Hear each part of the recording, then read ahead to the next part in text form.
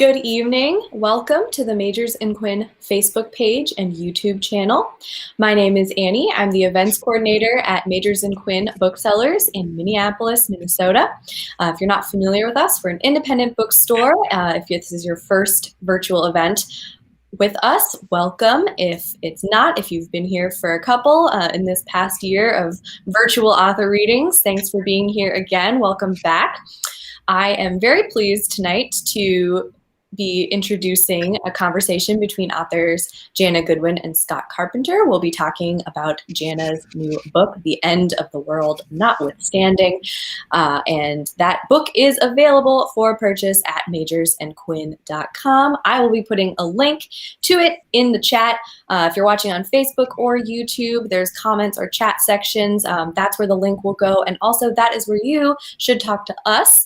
Let us know where you're watching from, say hi, and also ask any questions you may have at any point during the broadcast, because towards the end of our time together, we are going to be taking a few questions. So I'll be back on screen for that, but you can just type them at any time. So after we have this conversation, just be aware that we are doing the Q&A. And I'm just going to do a brief introduction of these two speakers, and then I'm going to get out of your hair and let them take it away. So we're really pleased to be speaking today with author Janna Goodwin, who's a playwright, solo performer, and writer who grew up in Casper, Wyoming. She's a professor of communication and a playwriting mentor at Regis University in Denver, Colorado. Janna, thank you so much for being here. And we're also really happy to welcome back Scott Carpenter. So we have a previous virtual event if you want to check it out for one of Scott's books. Scott teaches literature and creative writing at Carleton College, my alma mater, in Northfield, Minnesota. He's winner of a Mark Twain House Royal Nonesuch Prize and a Minnesota State Arts Board grant. He's the author of Theory of Remainders, a novel, which was named to Kirkus Review's Best Books of 2013, and of This Jealous Earth Stories. And his shorter work has appeared in a wide variety of venues, including South Dakota Review, The Rumpus, Silk Road, Catapult, and various anthologies. Scott, thanks so much for being back with us, and I am so looking forward to your conversation. Thank you so much, Annie. Wow. So I just want to start by showing everybody what this book looks like, right? So that we know what we're talking about. I am so delighted to have this opportunity, Janna, to speak with you about The End of the World Notwithstanding. This is a stunning debut. Although in many respects, it's not really a debut, because you've got this past history as not just a performer, but also a playwright. And I really feel that throughout this book, there is a truly theatrical quality to it. So I'm hoping that we can talk about that a little bit. It's theatrical to the extent that it has all of these quirky but real characters. It has these very quick scenery changes throughout. So there's an awful lot going on. And then we find ourselves skittering from one harrowing escapade to another, including things like forest fires in the Rockies, these near-death hiking experiences in France, centipede chopping in Oahu, and tornadoes in Kansas. So there's an awful lot going on here. And in each of these, you seem to have this really finely calibrated mixture of humor and terror. I thought it'd be useful if we could give people a sense of what I'm talking about, and I'm hoping that you could whet their appetite with a little reading of whatever you would like at the beginning. Thank you, Scott. And that pretty much describes my entire personality, by the way, between those two things. Annie, thank you so much. Thanks to Majors and Quinn. This is a real honor to launch my first book here. One of the unanticipated perks, I guess, of publishing is that you become aware of all these really fantastic indie bookstores all around the country. So I have only been to Minneapolis once, and I'm very excited for my next trip there. So thank you for that introduction. And Scott, I'm thinking that since you mentioned the theatrical quality of the book, that I would start with just a very brief little background as to kind of how this was developed, maybe to help situate that theatricality. Great, go for it. Okay, so back in 2016, I put together a solo comedy piece, and I performed it at a few venues, United Solo Festival in New York, and the magnificent Marsh Theater in San Francisco, and a couple of places here in Denver, Voodoo Comedy Theater and Regis University. And I called it, "You Are Reminded That Your Safety is Your Own Responsibility." It was a series of what I like to think of as white-knuckle true stories of adventure and survival. But my mom's only comment after she saw the show was, "I had no idea you were so jumpy." She did, and she also knew that I have to pee all the time. These were not revelations. But there were some revelations in the piece, and there are some in the book, which was developed from that script. So it starts in a cabin in Wyoming where a forest fire comes way too close, in my opinion, for comfort, and I will start there at the beginning of the book. Right. And reading from the book, I feel like I'm going to be looking down all the time. So I'm going to try this like looking at the screen thing, but I'm sure that my eyes are going to be flickering weirdly, and we'll just make that part of the performance. Hey, Janna, this is episode 879 of all of our Zoom and Be Live experiences. We're used to it. Okay, great. Thank you for that. It gives me courage. It is a beautiful summer day. I'm traveling alone, renting a cabin at a normally tranquil spot, that's called foreshadowing, on the banks of the Big Laramie River at the edge of the Medicine Bow National Forest up in Wyoming. You will not stumble upon Woods Landing on your way to someplace else, because that's not where it is. And you've never been here on purpose. We'll have to rely upon my capacity to draw you into the setting using the magic of language. Imagine a vale of cottonwood, aspen, laurel, and ash, surrounded by prairie foothills and pine-covered mountainsides. My cabin is a 1-minute walk down a dirt road to a post office and a general store with a couple of gas pumps out front. The store sells regular worms, Folgers, batteries, Butterfinger bars, and bigger worms. Across the way is a cafe, saloon, dance hall that was erected according to the informative cover of the laminated cafe menu in the 1930s by a Norwegian named Håkon Lestrom.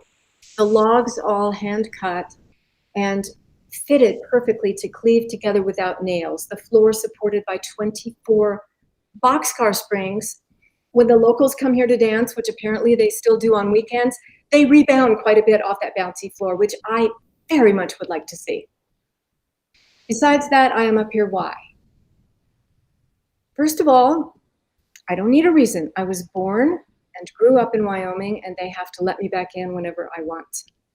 Second, I'm on a self-styled writing retreat. My husband Michael and I just returned home from a visit to the Grand Canyon that was mind-blowing and life-changing. As soon as we hit Denver and cleared out the car, I turned around and I said, look, I have to go off again someplace on my own to think about eons and overwhelming forces and how insignificant I am. Don't watch any Sandra Bullock movies without me. I love you. Goodbye. I am checked in before noon. I unpack and install myself. T-shirts in the dresser, 6-pack in the mini fridge, cans, I'm not fancy, ukulele on the sofa, bug spray on the counter, Beyond Good and Evil on the bedside table, fishing rod by the door. In my pack are the following essentials: water, compass, gorp, and a first aid kit, Neosporin, a Q-tip, and a Band-Aid. What I lack in skill, I make up for in provisions and medical supplies. I scoot a chair to where I can watch the river roll by as I porch sit, write, and read Nietzsche, then wander over to the cafe for a bite to eat before I settle in for the week. So, why am I, a couple of hours later, standing on the porch of my cabin, totally repacked? My Fiat 500, henceforth referred to as Vern, waiting at the ready. Vern does not literally pant, but if any car could, it would be she. They. He. It's complicated. See, when he was brand new and my friend Cynthia Kolanowski first laid eyes upon his seafoam green adorability, she cried out as if encountering an old classmate, Vern! A name spontaneously and honorably bestowed, but which, for some reason, I saw in my mind as having a silent feminine E at the end. It never occurred to me that Vern might not be the car's name, and that does not occur to me now. But since the christening, there has ensued no small amount of auto-gender confusion on my part. When I'm driving Vern, he's a he, I know it on the inside. When I introduce her, I'd like you to meet my car, Vern, Jeremy, Vern, she's a she. Yes, I do profess to my undergraduates that gender identity is socially constructed, fluid, and a performance. I'm not saying I don't want any trans in my car. I do. Mission and portation. I just don't want to be futzing around looking for the right pronouns. So, while I'm not going to run out and install a gun rack or a trailer hitch to make it clear, my mind is made up. He is a he. He will be raised as a he, driven as a he, and when the day comes, sold as a he, a cute little effeminate Italian he. I digress. Which, according to our resident philosopher, Friedrich Nietzsche, is a sign of health. All that is unconditional belonging to pathology. I am about as conditional as a person can be, which is why I am standing here dithering on the front porch of my cabin. Should I stay or should I go? Middle of the afternoon, scanning the sky with a look of consternation on my face. Consternation is appropriate. The air is hazy. There are helicopters and small planes buzzing around overhead. An atmosphere of, let us call it, urgency has rapidly developed, as described in the following account. After lunch, I went over to the general store to get me some dessert. While I was there, 3 Albany County sheriff's cars came racing into the parking area and skirched to a halt, spraying gravel and raising a cloud of dirt, a development that, in the context of my having recently read the cafe menu front to back for entertainment, was spectacularly exciting. I hung around to see what might happen next. Unwrapped my Butterfinger, took a bite, watching. Deputies were here with the news that rapidly approaching us from over the foothills across the road, quite visible from where I stood, was an impressive column of smoke. That's just a wonderful opening. And I should warn people that it'll be a while before we get to the bottom of that column of smoke. That takes me to that little turn that you have there on page 4 that you just read, where you say, "I digress."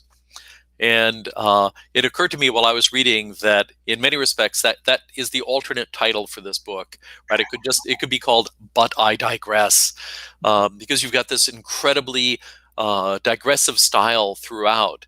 And I have to say that in many books, I find digressions sort of annoying.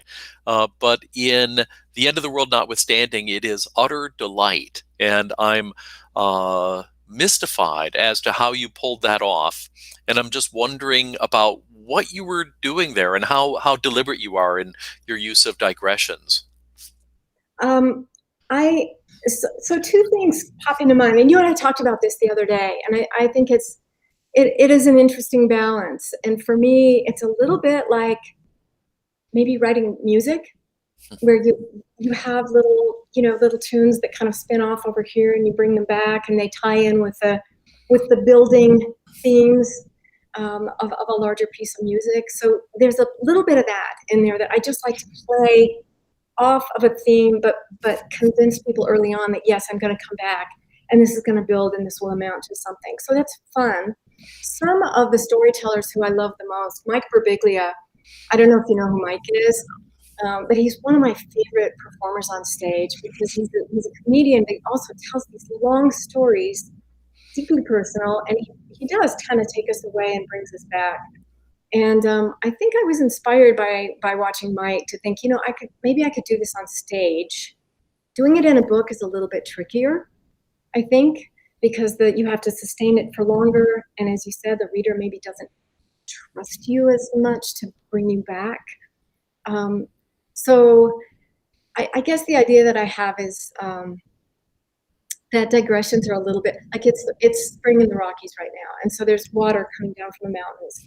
And the water just finds its own gravity and makes rivulets. And the rivulets don't even always follow the same paths. They always kind of end up in the same big body of water.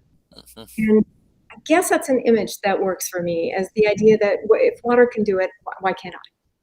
Yeah, that's a great image. And I love this idea of trust, right? That sometimes an author may take you in a direction, and you start worrying that you're taken on a detour that isn't really leading anywhere.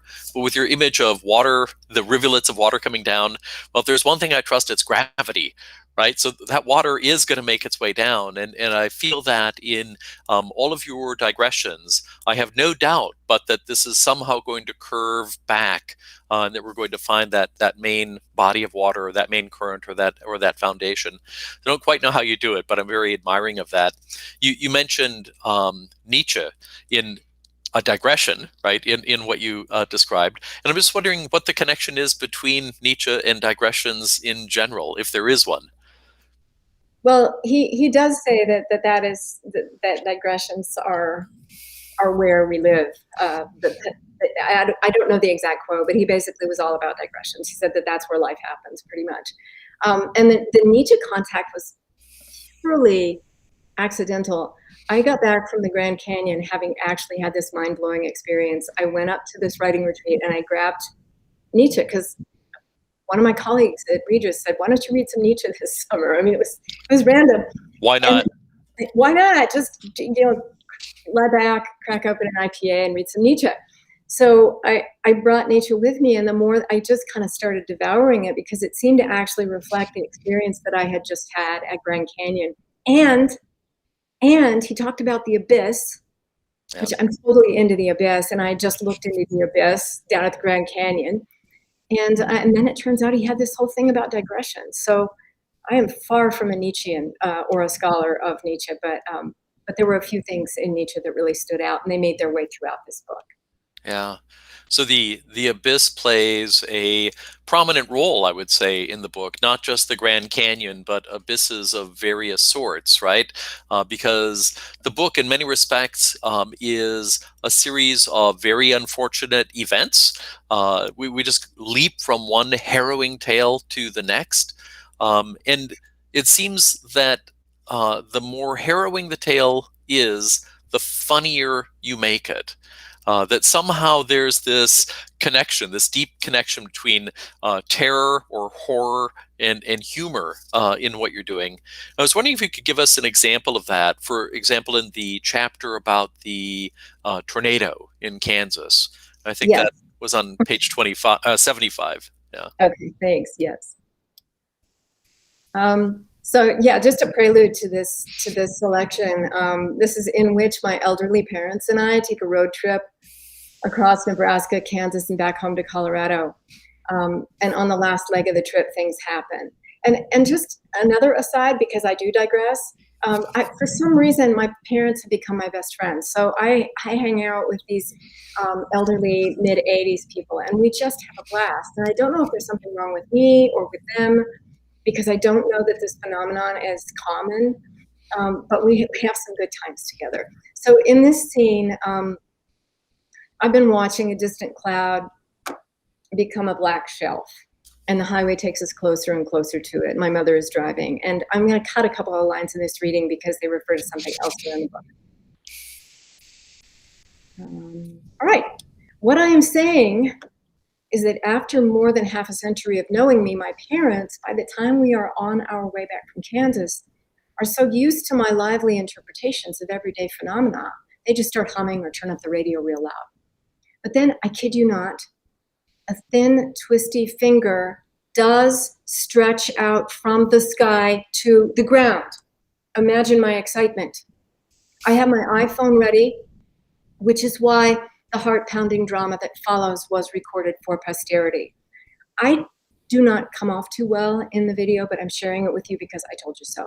What you can see in the distance, thrillingly shot by me from the back seat of the car looking out through the front windshield, is the descending funnel. What you can hear, unfortunately for me, is the conversation. The scene begins as I turn the camera on, catching my own self mid-outcry, me, because we're heading into a tornado. That is going down to the ground, and here we sit. It's going down to the ground. My parents barely respond. My mother driving calmly and relentlessly onward. My father almost certainly enjoying the flashes of lightning. Go back, I urge. Jesus, you guys, go in the other direction. A pickup truck ahead of us could be seen pulling over to the side of the road. Me. When people pull over, it's going to the ground. It's going to the ground. Dad, unperturbed, as if describing a cloud in someone else's life or in a novel. We're not going anywhere near it. It's about 6 miles to the north. Me. And then they come towards you. So a side note, just time out. I later realized, and tell me if this is not true for everybody, I realized that my impression of tornadic behavior came from repeated viewings of The Wizard of Oz when I was a kid, where the tornado comes right at the camera. So I just thought, okay, that's what they do. They see you and they come right at you. Okay, time in. Rain is hammering down. The wind picks up as we pull into Otis. Population 500, 7 blocks long. The town's tornado siren goes off. We come to a stop sign where I lose the rest of my composure, which wasn't much to begin with. I roll down the window of the Avalon and to a fellow wearing a Jayhawks t-shirt sitting serenely on his front porch, appeal loudly, "Will you have a basement?" Other than staring, he's unresponsive, which I take to be a no. I feel that I ought to wish him well, however. So as Mom accelerates, I shout, "Good luck then! God willing, may we all live to see another day." Rounding a corner, we pass a church, no fortress, but sturdy looking, and with a cry of "Stop!" I leap from the car to assault its front door with my fists, wailing as much as I hate to admit it now. What is the point of a locked church? My parents are now scrunched down in the front seat, far more discomfited than frightened. Dad's hand is over his face and he is shaking his head. I am utterly beside myself. I insist that we must find shelter immediately. Giving in at last to my hysteria, Mom pulls into a parking space next to a modest eatery. She and Dad start to slowly, nay reluctantly, unbuckle themselves, as if we are the first bashful guests to arrive at a soiree. I don't even wait to help them from the car. They're in their late 70s, not frail, but slight. Each weighs less than a pumpkin. The wind is howling around us, blowing every which way. The car door's flapping out of control. And my attitude is, more or less, you guys are on your own. I just love that, and I think what I love the most is that image of your parents like unbuckling, especially slowly. Right? It reminds me of my older brother, who the more urgent things were, or the more urgent I felt they were, the more slowly he would react. And it just, I think that's families, right? That's families interacting. Yeah, and did you turn out to be the guy who always then saw the thing that needed to be taken care of? And did he always turn out the person that said, "I'm chill"? Yeah, of course, right? So, all the responsibility falls on my shoulders, just as it did on yours, for these like perceived disasters, which may not have been disasters to begin with. But so in that story, you have this real disaster that's occurring, and whether or not it's really coming toward you in that Wizard of Oz sort of way, there's a real threat of danger. And in some of the other stories, you have dangers that are more sort of perceived, concocted, perhaps in some cases, but nevertheless, you're thrown into these situations of great personal drama and confronting this kind of abyss.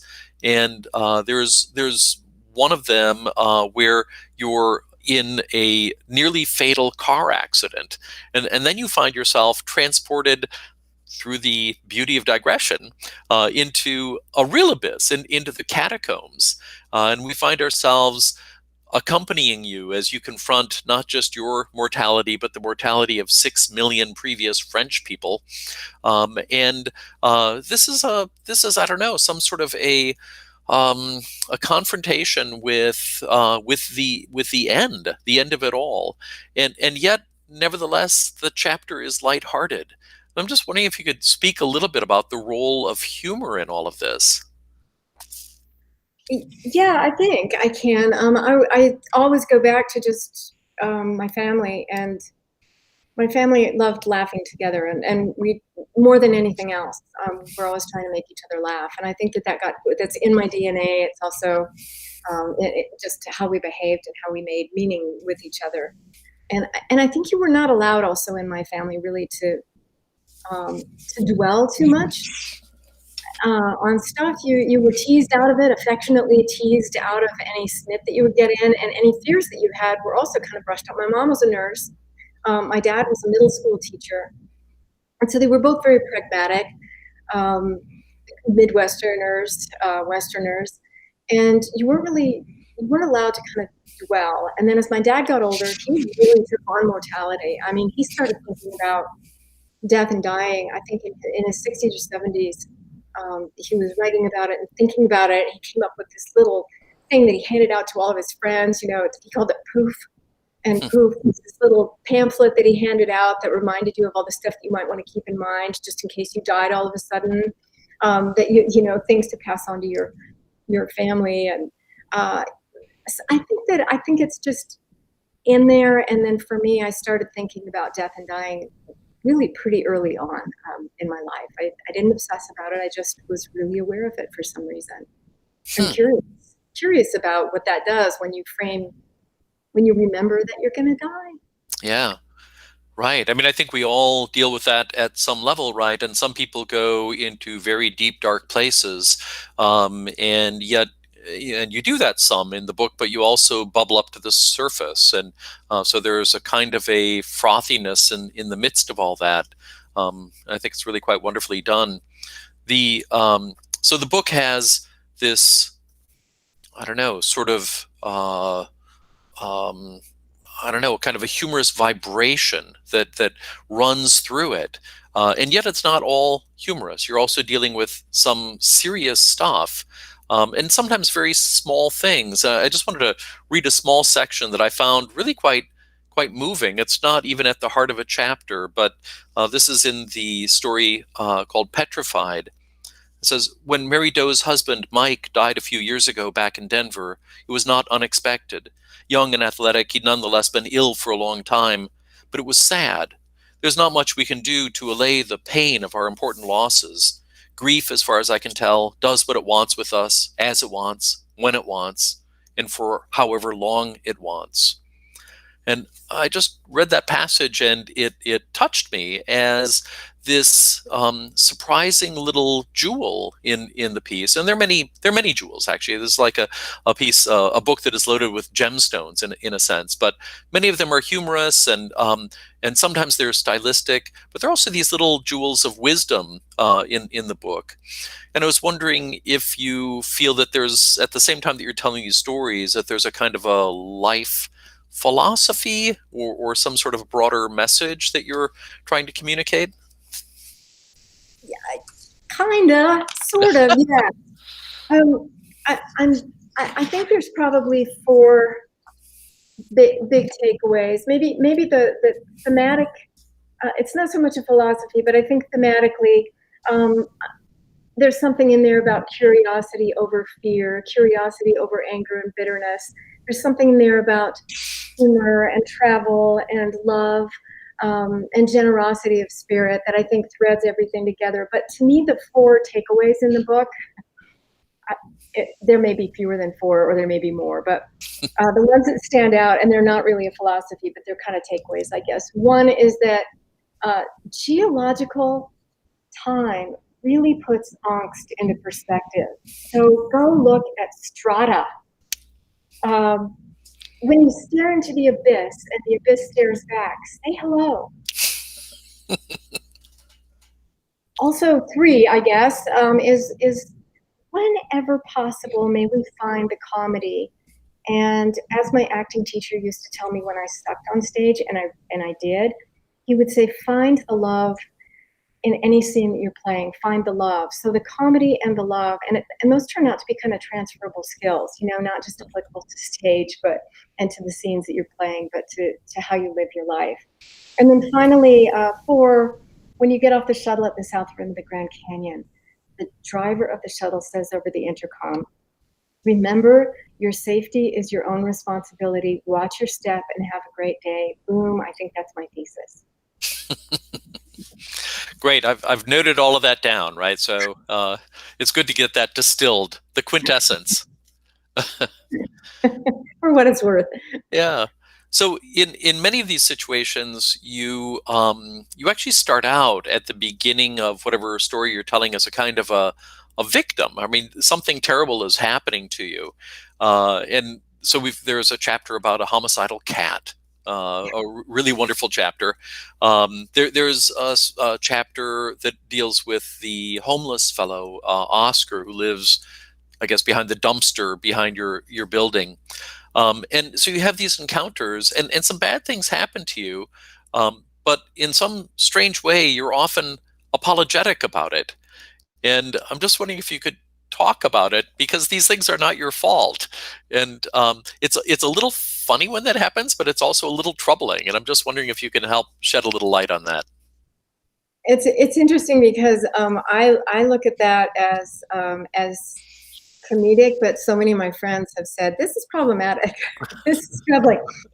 And, I guess as a college professor, I would want to wonder, is there something gendered about that? Or does it have to do with me being a Lutheran, Norwegian Lutheran? My Jewish husband teases me about that and says, you're Lutheran. We are not as guilty as you are. So it's guilt and it's apology. And I think that's been a thread that has, in fact, run through my personality since I was a kid. I kind of wish that it weren't there, because I do apologize a lot. Not so much verbally anymore. When I was younger, I used "I'm sorry" to just mean "excuse me" or anything. Have I imposed myself on you? So I don't do that anymore. But even, I think I did tell you this story when we talked the other day, that even when I was a kid, I was on my bike one day. I was late for dinner. I was riding home. I was riding as fast as I could. And all of a sudden, just everything exploded in my head. And I found myself on the ground screaming. And my hands were full of blood. And I could barely see. My eye just had swollen up. And some kids across the street had lobbed a crab apple at me. And it just hit me smack in the eye and completely flung me off my bike and onto the ground. And I stood up and I realized it was me making all that noise. And I calmed myself down. And then I looked at these two kids, and they both looked terrified, and they started crying. And I walked over to them and I started telling them that it was all right. It wasn't their fault. I felt really bad because I had scared them with all my blood and swelling. I don't think it's really a good way to go through life, but it has been something that it's been a tension, I guess, that I've had to balance, is how much can you impose yourself in the world? What do you legitimately need to apologize for? Because I think that's important too. Right. And then when can you kind of step away from the guilt and the apology and just say, this is life. I deserve to be here. Right. It also just shows this tremendous empathy, right? So at what point do we stop being empathetic with the pain of others, when we realize that, they actually caused it? They're the source of it, but they are in pain. And you seem to recognize that. Yeah, I think the trick is not to get twisted up with it. And I do think that age has had a lot to do with that. Not getting twisted up and just paying attention to that was kind of a tendency, and not letting that determine how I am in the world, I guess. Yeah. So heartening to think that there's some advantages to growing older. A few. There's a couple. Yeah. That, you can eat whatever you want. So. Yeah. So there's one chapter I've referred a couple of times to the fact that the book delves into topics that are sometimes difficult topics. So there are these harrowing experiences, some of which, when one looks back on them and you see it from an adult perspective, they don't seem so harrowing. But some are truly harrowing. And the chapter that I really admire above all of the others is the Wolf and Me. And this is, I think, just a real tour de force. And for those who haven't read the book, I'll just mention that it's a chapter that deals quite frankly with your encounters with sexual harassment, all the way up to real sexual assault. And this is not an easy job, especially in the context of many other stories that are sort of playful in tone. And this one also includes a little bit of playfulness. And I'm just wondering if you could read a section of that to give us a sense of how it works. Yes. And you're right. This is a pretty complex chapter. And I just want to say that I put these stories in the show initially, and when I was telling them, to me they were about how naive I had been, and I was laughing at that. And a number of people who saw the show when I was just trying it out with friends and family said, you can't tell these stories in this show, or the show will stop being a comedy. And that wasn't what I wanted. Mm-hmm.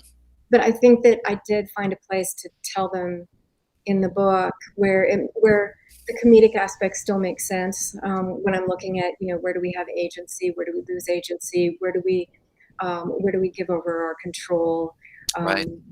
those kinds of questions. But I think I've got a couple of stories in here that are actually still, in my opinion, on the lighter side. So this is one of those. And in this reading, I use a prop. You'll understand why when I get there. But I'll just show it to you in advance so that you're not alarmed when the moment arrives. In an office directly across the street from the grand entrance to Grauman's Chinese Theater, with a view from my window of concretized handprints and sidewalk stars made it easy to fantasize about being discovered, I worked for a rare coin company fulfilling phone orders for collectors. One day in the break room, bored perusing the weeklies for a one-way ticket out of my cubicle, I came across a classified ad placed by a stage magician, one Eddie Cadabra, not his real name. He was looking for a pretty assistant, 18 to 22, to gild his act. It would pay well, $50 per show. Well, no bombshell. I figured I was maybe pretty enough to answer the ad. On the phone, he insisted that home auditions were quick, easy, and practical. So, of course, I gave him my address. When proposing a suitable time, I added helpfully, my housemates won't be around. They'll all be at work, so we won't be disturbed. I was living in a classic 1930s bungalow on Norton Avenue with a group of similarly starry-eyed hopefuls, David the screenwriter, David the musician, and Sylvia the photographer. I was Janna the banana, which, come to think of it, seems unfair. As promised, none were home when Mr. Cadabra, a marginally unkempt, if not quite greasy man in his 40s, showed up. In our dingy stucco living room with its hippie floor cushions and non-working electric fireplace, he unpacked his little bag and held out a red sequined outfit. This will have to fit, he told me, a premise I unquestioningly accepted. So try it on, and then we'll go over what the assistant does during the show. I changed in the bathroom, emerging uncomfortable but still game. The suit, a bit gappy in the chest area, made me feel like a sex object, which I hated, but now I wanted the gig, if only to prove to myself that I could nail an audition. Mr. Cadabra wanted to know if I was claustrophobic, because for a certain illusion, I would be inside a closed container being sawed in half, and freaking out is one important thing a stage magician's assistant must not do. No, I assured him, I was not. I was, in fact, claustrophobic, but hoped this would not become an actual issue. He proposed that he try on my wrist a pair of handcuffs he brought by way of easing me into the nature and feel of the job. Why not? I agreed. Convinced now that I had talent, he took it to the next level. I would also need to be cool with wearing a gag and a hood. Audiences, he assured me, love this bit. You're thinking, you did not let him do that. But to the reader, I did. And presto, I was lying on the floor, my hands cuffed behind me and bound to my feet, unable to see. With a mouthful of drool-soaked bandana, I was struggling to make a verbal request. When David the screenwriter came in the front door, home early. David put an immediate stop to the audition, kicking the prestidigitator and his props to the curb with a promise to call the police. He immediately noted for my edification that even by Hollywood standards, that had been weird to walk in on. Yeah. This is, I think one of the things that makes this whole chapter work is the self-awareness that you show, right? Looking back, you're just able to sort of retrospectively, retroactively understand everything that was going through your mind, and the way that you were sort of hopefully, optimistically thinking that these things were going to work out. And of course they, we're all looking at it from this other perspective and know that it's what's going to happen. So it's just an interesting duality that you're able to project in this whole chapter. It's really quite marvelous. Could you talk any more about the particular challenges? So you mentioned how you needed to sort of refashion this so that it would work, that you were getting some pushback when you were doing this as part of the show, and then but it works really quite marvelously in the book. I'm just wondering if there's anything you can share about the kinds of changes that you need to make, or the approach that you needed to take in order to make it fit, or did it just naturally, because with the written word, where somehow we have a little more distance and it magically works all on its own? This chapter, it was so strange. Once I realized that I was going to be turning the show into a book and that I could actually include these stories, I had so many stories like this that I wanted to tell. And I think the important thing about this, all the stories that I write about here, is that, and I say this in the book, nothing befell me that exceeded my capacity to land on my feet. And that's not true for everyone. And I acknowledge that fully. A lot of stuff did happen to me, but none of it exceeded my capacity to put it into a frame and to understand it and to look back on it, even with a sense that I had some agency in each one of these stories. And for me, that sense of telling the story from the perspective of someone who had agency, even if I was doing stupid stuff and making very naive decisions, that's really helped me all these years in looking back, to not see myself as having been victimized, but to kind of let myself off the hook and say, you didn't know any better at that point. You were just fresh out of Wyoming, trusted everybody. You didn't know any better, so you're good. You don't need to worry about that. And I was also able to balance, in that weird thing that you mentioned earlier, a little compassion for the men in the stories. And I know that sounds, I'm afraid to say that out loud. I'm afraid to say it out loud, and yet that was my experience. No, I don't blame myself for anything that happened in those stories.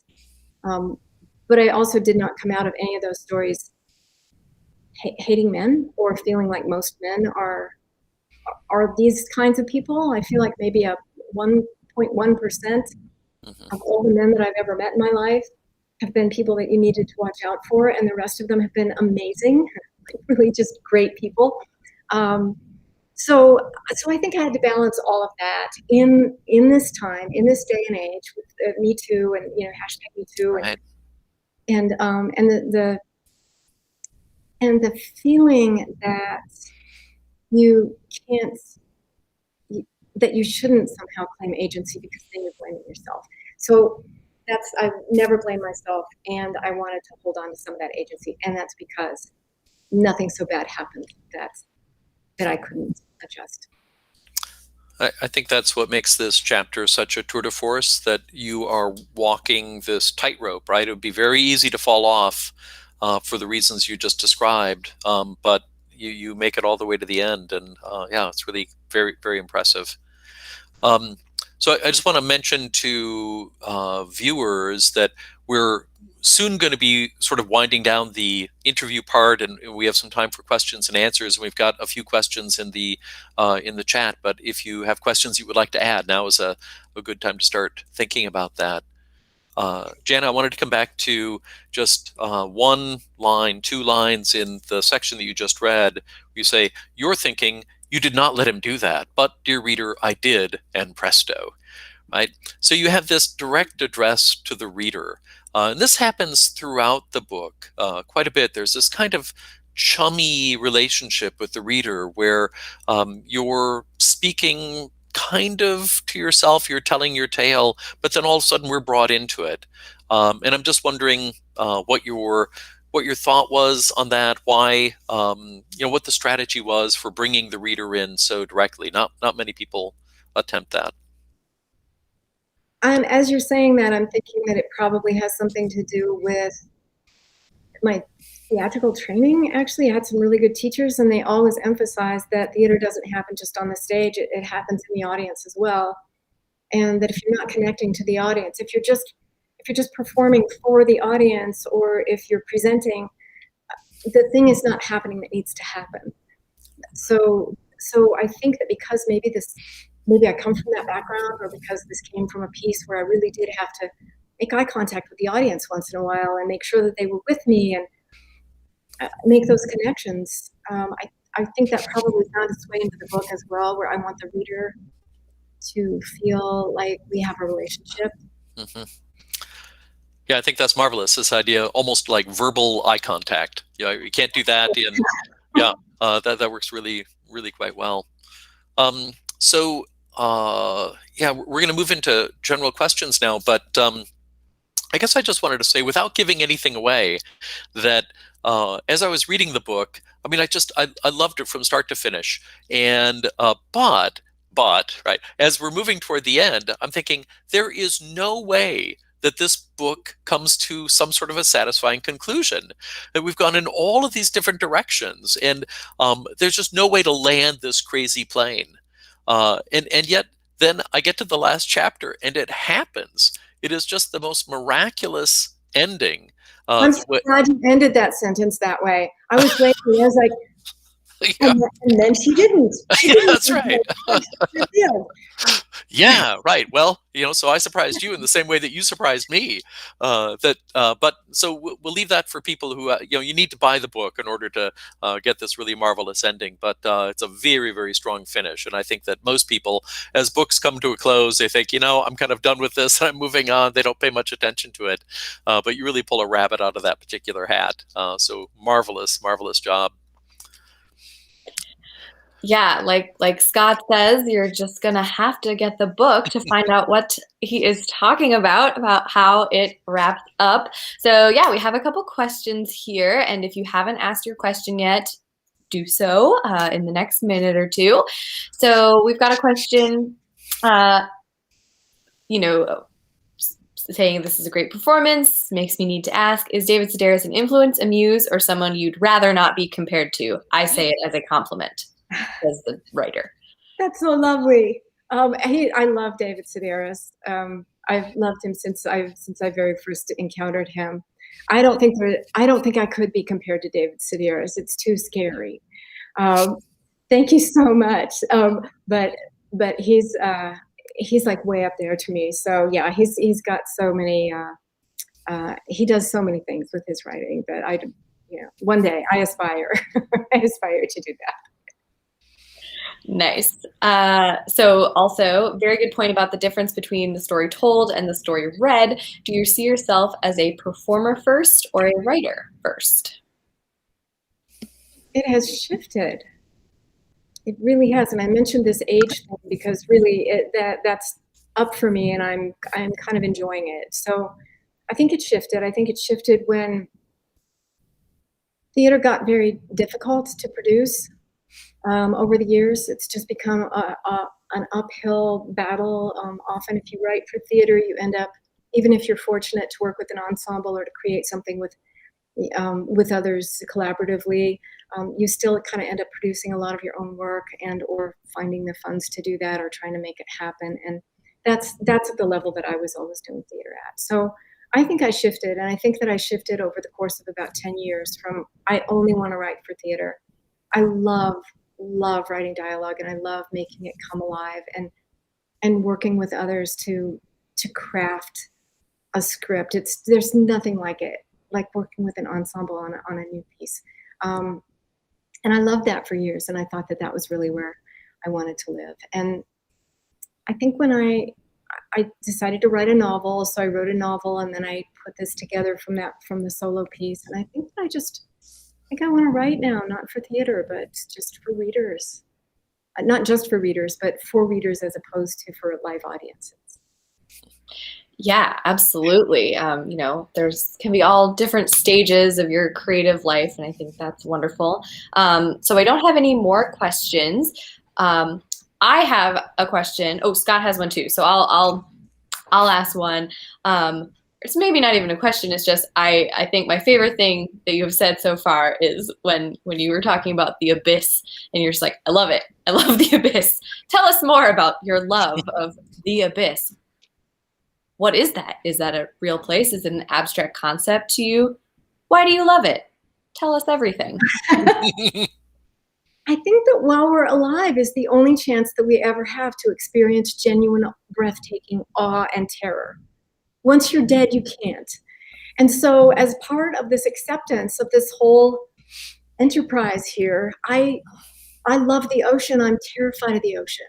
I love to stand in front of the ocean when the waves are really big because I can't swim. And it scares me to death. And I'll even go out on the ocean on a boat because my heart is pounding the whole time. And I'm like untying my shoelaces because I anticipate that when the boat turns over, I'll drown if my shoelaces are tied. So I'm terrified. And I felt the same thing with Grand Canyon. That to me was an abyss. When I was down in the catacombs, there are these, and Scott, you've been there, you know that there are these drop-offs that off to either side that just go down into, right? You've been there. Real chasms. Yep.